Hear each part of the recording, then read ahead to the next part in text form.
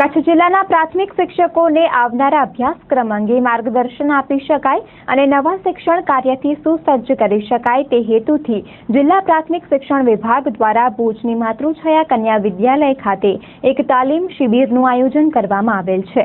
ખાસ કરીને હાલના સમયમાં બદલાતી ટેકનોલોજી અને અભ્યાસક્રમની સાથે સાથે વિદ્યાર્થીઓમાં પણ અવનવા પ્રયોગો દ્વારા તેમને ભણતર પ્રત્યે વધુ રસ લેવા અનિવાર્ય બની જાય છે, ત્યારે શિક્ષકોને આ માટેની તાલીમથી સજ્જ કરી શકાય તે હેતુથી આ ખાસ શિબિરનું આયોજન કરવામાં આવ્યું હતું। આ શિબિરમાં શિક્ષકોએ તેમની સાથે પેડ અને પેન લાવવા તો ફરજિયાત હતા, પણ સાથે સાથે આ સમગ્ર તાલીમનું સીસીટીવી કેમેરાથી વિડીયો રેકોર્ડિંગ થતું હોય આ સમગ્ર પ્રક્રિયામાં ગફલત કરનાર શિક્ષકો સામે પગલાં લેવા સુધીની તૈયારી વહીવટી તંત્ર દ્વારા કરવામાં આવેલ છે। આજે આ શિબિર અંતર્ગત રાજ્યના મુખ્યમંત્રી આનંદીબેન પટેલે તાલીમાર્થીઓને વિડીયો કોન્ફરન્સના માધ્યમથી સંબોધન કર્યું હતું, તો સાથે સાથે આગામી શાળા પ્રવેશોત્સવને વધુ લોકભોગ્ય બનાવવાની વાત કરીને આ વખતે શાળા પ્રવેશોત્સવમાં માત્ર સારી શાળાઓ નહીં પણ બી ગ્રેડની શાળાઓનો પણ સમાવેશ કરવા માટે અનુરોધ કરવામાં આવ્યો હતો। ખાસ કરીને શિક્ષણમાં ગુણવત્તા સુધારણા બાબતે કાળજી રાખવા માટે આ પ્રકારની શિબિરનું આયોજન દર વર્ષે વેકેશનના સમયમાં કરવામાં આવતું હોય છે। જિલ્લા પ્રાથમિક શિક્ષણાધિકારી શ્રી સોલંકીએ આ અંગે ચંચળ ન્યૂઝ સાથે વાત કરી હતી।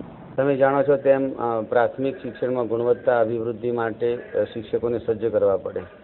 શાળાઓની ક્વોલિટી તો સુધરી જ છે, ભૌતિક સુવિધાઓથી બાળકોની પણ 100% નામાંકન થયું છે, બાળકોનું સ્થાયીકરણ પણ થઈ રહ્યું છે। ત્યારે શિક્ષકોમાં જો ગુણવત્તા ન હોય તો એ વર્ગખંડમાં સારી રીતે બાળકોને સમજાવી ન શકે, જ્ઞાન પીરસી ન શકે। એટલા માટે આવતી સાલનું જે સત્ર શરૂ થાય છે, આવતી સાલનું જે શૈક્ષણિક વર્ષ શરૂ થાય છે એની તાલીમ અત્યારથી જ આપણે શિક્ષકોને આપીએ છીએ।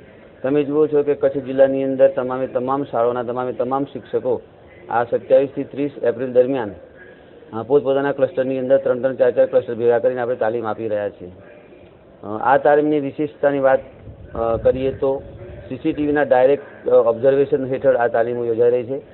જ્યાં મેક્ઝિમમ આપણે સવલતો થાય ત્યાં મેક્ઝિમમ સવલતો સીસીટીવીની હોય ત્યાં જ આપણે તાલીમ રાખી છે, અને તે સિવાયના પણ સેન્ટરો છે તો તે સિવાયના સેન્ટરોમાં આપણે વિડીયોગ્રાફી કરાવીએ છીએ, અને વિડીયોગ્રાફી કરાવ્યા પછી સીસીટીવીમાં સીડી બનાવ્યા પછી પણ એનું ઓબ્ઝર્વેશન કરવા માટેની એક ટીમ બનાવી છે।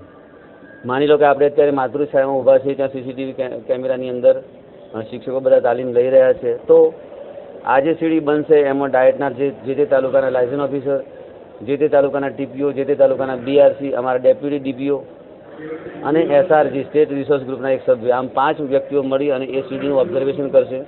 અને એ સીડીની અંદર કોઈ શિક્ષક મોબાઈલ ઉપર વાતો કરતા પકડાતા હશે, કોઈ કદાચ નોટપેડ નહીં લાવ્યા હોય અને ખાલી બેસી રહ્યા હશે, કોઈ જોકા ખાતા હશે, એવા કોઈ પણ શિક્ષક જો આપણને પકડાશે તેની વિરુદ્ધ કાર્યવાહી કરવામાં આવશે। આ તાલીમ માત્ર ને માત્ર કન્ટેન્ટની તાલીમ છે, વિષય વસ્તુની તાલીમ છે। માની લો કે આવતી સાલ જે શિક્ષક જે ધોરણ ભણાવવાનો છે એ ધોરણનું નોલેજ અત્યારથી જ આપવામાં આવે છે।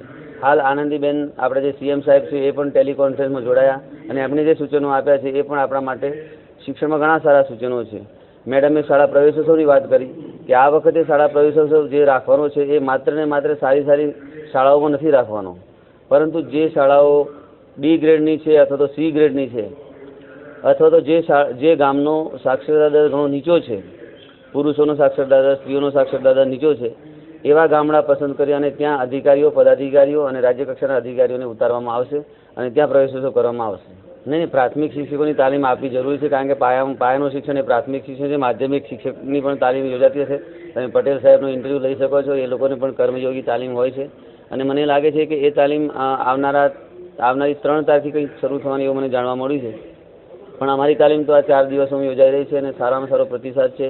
જે શિક્ષકો આ તાલીમમાં આવે છે એ પોતે ભણવા માટે સજ્જ થઈને આવે છે, અને જે એક્ટિવિટી બેઝ જે એજ્યુકેશન છે, પ્રવૃત્તિ દ્વારા બાળકોને ભણાવવા, બાળકને ખબર પણ ન પડે કે હું ભણી રહ્યો છું, શીખી રહ્યો છું, અને શિક્ષકને ખબર ના પડે હું શીખી રહ્યો છું, એટલી સરળતાથી સહજતાથી બાળકો ભણે એટલા માટે આ પ્રવૃત્તિલક્ષી તાલીમ યોજાઈ રહી છે।